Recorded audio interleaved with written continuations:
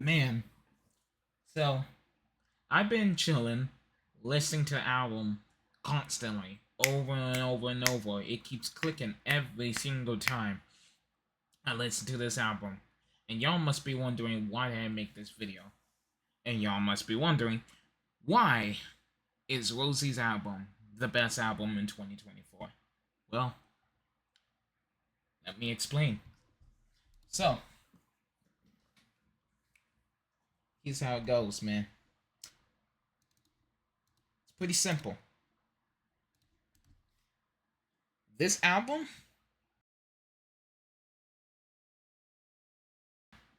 if you listened and hear the whole voice and the lyrics and everything, you will know this album is really, really sad. She drops a hit called Apata, and it's with Bruno Mars. That's an absolute banger of an album.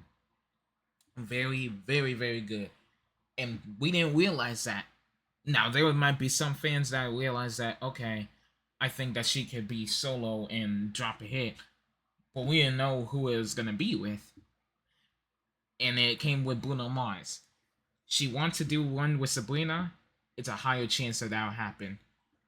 This girl couldn't show her true passion when it comes to being a musician. There's a thing called being a musician and standing with that and sticking with what you love and just being a musician to just put out music just for numbers or whatever. This girl loves music. It's clear as day. Rosie is a really, really, really, really, really good album. That's a really good album. It's hard to beat that. It's hard to beat that. Apata, Bruno Mars, that is an absolute smash, an absolute hit. No one realized it, and that's because she couldn't drop solo songs. She couldn't drop any solo songs at all. She was with the group and everything, but the label made it happen where she strictly had to just do op music with the group. Now, when the group separated from that label, they finally were able to make solo songs. Why was she different than other Blackpink members? Well, someone did make a video about that, but I'm pointing out for me. For me, the reason why she wanted to make a career with music, and unfortunately, when she moved to Korea after being in a hometown area, it's unfortunate, but they strictly put her with just that specific group, and that's it. That's all she could do. She's different than the other members because the thing about those members, they are good at solo songs, but I think she had a passion to do it. Rose had a passion to be a soloist.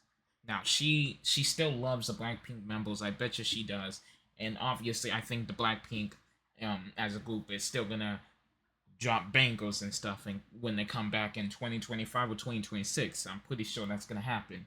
We most likely know that.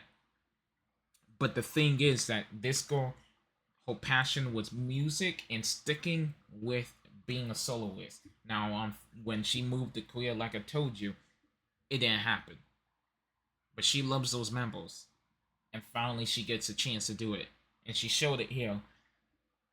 I'm gonna explain this first song from this album right here. Let me explain that real quick. So that first song right there, Number One Girl, that was a very, very sad song. I made a reaction video to it the other day, but YouTube blocked it. Unfortunately, they block every single song, every single thing I play for Blackpink, all the Blackpink members, maybe other than Lisa. But anyway, Number One Girl was just her showing her romance with her boyfriend, or if it must have been a boyfriend most likely, and it just did not go well, and it was sad times. She had a heartbreak song here. She had a heartbreak album. Let's just start off by saying that the whole album was sad. It was mostly sad and depressing music. Number One Girl showed that. How the heck does she make Apata and then go from Apata to that? It's kind of crazy, but this whole album was made about her boyfriend. or X. And when girls make albums like that, for example, Flowers with what you know, Flowers from her. I don't know why I can't think of a name, but Flowers, that song was depressing and sad. And it was an absolute hit. It was an absolute smash. She slayed that song. And that's the thing. When these girls be making heartbreak songs, Juice WRLD even did it too after his rough time. But he's not a girl, he's a guy. But anyway, you get what I mean. When he made a heartbreak song, they become hits. These songs become adored by fans, especially like myself, because we love music like that. Some of us, well, experienced it ourselves and want to listen to something that makes us feel, well, better. And I don't know, somehow, for some weird reason, because I'm an absolute weird nerd, that this music makes me feel better when I'm listening to sad music. That's a crazy thing. Number one goal, 3 a.m., 2 years. Drink, Toxic Tilly, that song was phenomenal. Uh-huh. Yeah, this whole entire album was just sad, sad music. But she was phenomenal. This is, I think, her most likely her first album, right? Because she even made Gone, but that was an album, obviously. And this was so, so, so good. And I hope that more people see how good this album really was. Game Boy is a phenomenal song. That song is amazing. And it might also be Battle X. This this was a really good song too, but it was so different. This song was very different. Drink or Coffee is really, really different than the others. Very, very different. And the like it was all sad music, but the vibe of it was completely different from each and every song.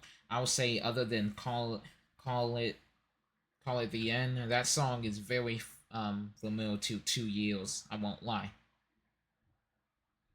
but the beat was completely different for that song.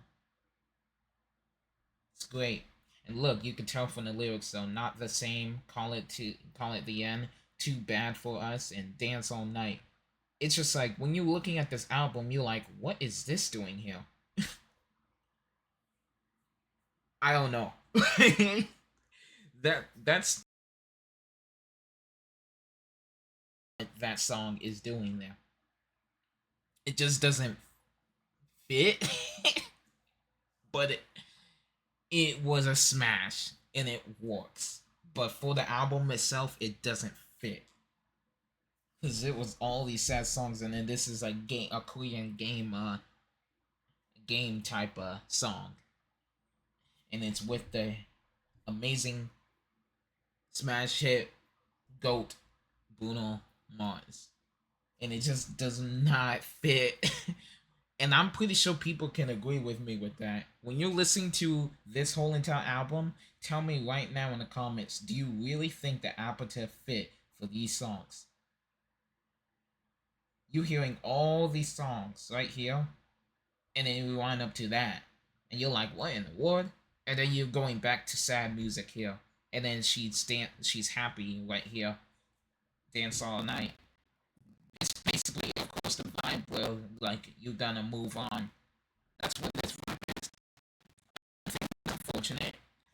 What I say about this album that is very weird is that I really want the songs to be longer. She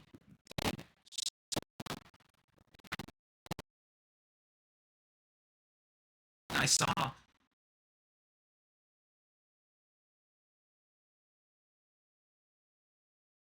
a lot longer.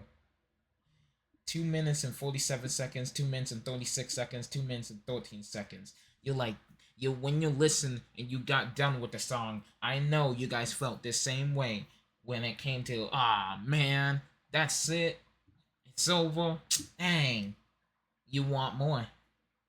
Now that's thing, I don't know if she's gonna have a deluxe version. I'm pretty sure she's not.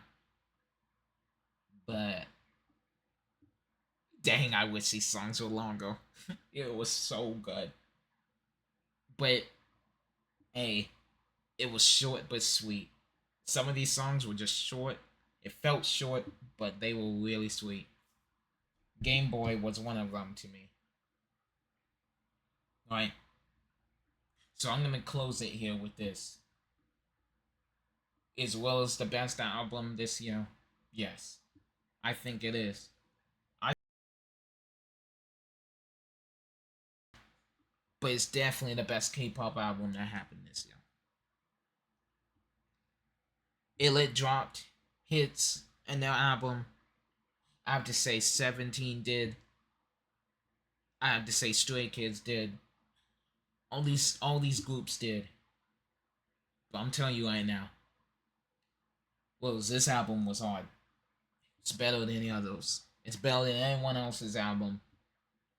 And that's my final point with that.